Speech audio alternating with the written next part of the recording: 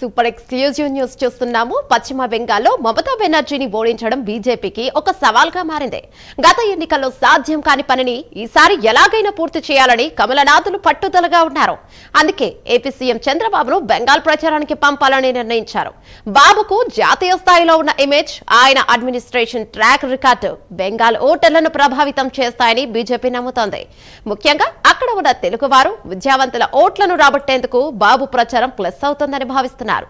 దీదీ కోటలో బాబు ప్రచారం ఎలాంటి ప్రకంపనను సృష్టిస్తుందో వేచి చూడాలి.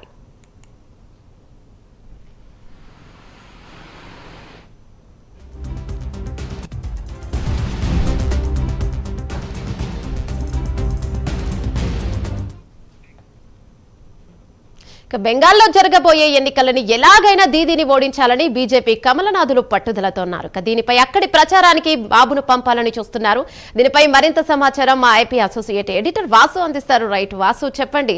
ఇక నిజంగానే గతంలో జరిగిన మహారాష్ట్ర ఎన్నికలతో పోల్చుకుంటే అటు డిప్యూటీ సీఎం వెళ్లడం కానీ దానికి ఒక ప్లస్ పాయింట్ రావడం, మళ్ళీ ఇప్పుడు బాబును పంపించడం అంటే బీజేపీ ఈ కూటమి నేతల్ని కలిపి ప్రతి ఎన్నికల్లో దూసుకుపోవడం చూస్తుంటే ఏమనిపిస్తుంది? అసలు ఎలా తీసుకోవచ్చు? నిజంగానే బాబును పంపిస్తే ప్లస్ అవుతుందని చెప్పుకోవచ్చా? తప్పకుండా ఏమన్నా, ఎందుకంటే మిగిలిన రాష్ట్రాల పరిస్థితి ఎలా ఉన్నప్పుడు కూడా బెంగాల్ వచ్చేటప్పటికి మమతా బెనర్జీ మాత్రం కేంద్ర ప్రభుత్వానికి, అందులో బీజేపీకి కంట్లో నడుసులా మారింది. ఎందుకంటే ఏ నిర్ణయం తీసుకుంటారని దాన్ని వ్యతిరేకించడం, ఇబ్బంది పెట్టడం ఇవన్నీ కూడా చూస్తుంటే ఈసారి ఎట్టి పరిస్థితుల్లో కూడా బెంగాల్లో మమతాని గెలవనివ్వకూడదని బీజేపీకి చాలా స్ట్రాంగ్గా డిసైడ్ అయింది.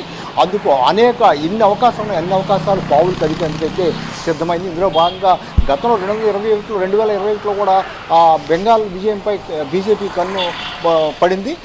తృణమూల్ కాంగ్రెస్ను ఓడించేందుకు సర్వశక్తులు, అంటే ఎన్ని అవకాశాలు గతంలో కూడా మీరు అన్నట్టుగా కూడా పవన్ కళ్యాణ్ పక్కన రాష్ట్రం కర్ణాటక కానీ ఈ రాష్ట్రాలు పంపించడం, విజయం సాధించడం కూడా జరిగింది.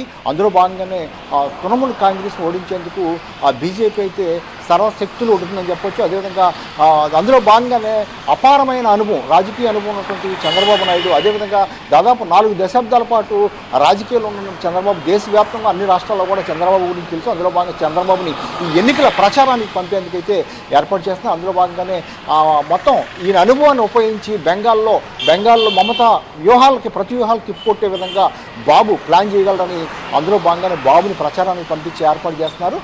ప్రధానంగా అక్కడ ఉన్నటువంటి తెలుగు ఓటర్లు చాలామంది కూడా అక్కడికి వెళ్ళిపోయి సెటిల్ అవ్వడం జరిగింది. చంద్రబాబు అంటే అభిమానం ఉన్నవాళ్ళు ఉన్నారు. అందరూ కూడా తప్పనిసరిగా కూటమికి, అంటే బీజేపీ ప్రభుత్వానికి, బీజేపీకి అనుకూలంగా ఓటు వేసే అవకాశం ఉందని ఆ పార్టీ నమ్ముతుంది. బాబు ఎంట్రీతో బెంగాల్లో రాజకీయాలు కొత్త సమీకరణలో చోటు చేసుకునే అవకాశం ఉందని కూడా రాజకీయ పరిస్థితులు భావిస్తున్నారు. ఇందులో భాగంగానే బెంగాల్లో మమతా బెనర్జీని ఓడించడం బీజేపీ కూడా చాలా ఒక సవాల్గా తీసుకుంది. ఈ సవాల్లో భాగంగానే ఈ ప్రతి వ్యూహాలు అయితే మొత్తం సిద్ధం చేస్తుంది. గతంలో ఎంత ప్రయత్నించినప్పుడు కూడా మమతా బెనర్జీని ఓడించడం కష్టమైంది. ప్రస్తుతం ఉన్న పరిస్థితి చూస్తే కాస్త అనుకూలంగా లేదని చెప్పాలి మమతా బెనర్జీకి. ఎందుకంటే పార్టీలో చాలామందికి కూడా టికెట్లు ఇవ్వలేదు.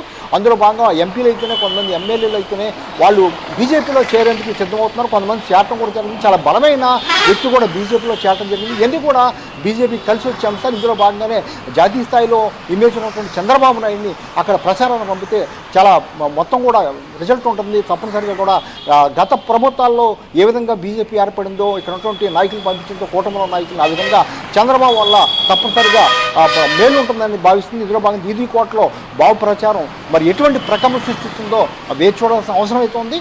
బీజేపీ మొత్తం ఒక పవన్ కళ్యాణ్ కాకుండా, చంద్రబాబు కాకుండా కూటమిలో ఉన్నటువంటి ఆయా రాష్ట్రాలు ఎక్కడైతే వాళ్ళ బలం ఉందో ఆయా రాష్ట్రాల్లో ఆ నాయకులతో ప్రచారం చేసేందుకైతే సిద్ధమవుతుంది. ప్రస్తుతం అయితే బెంగాల్లో తప్పనిసరిగా చంద్రబాబు ప్రచారం ప్రభావం ఉండే అవకాశం అయితే ఉంది. ఏమన్నా థ్యాంక్ యూ వాసు.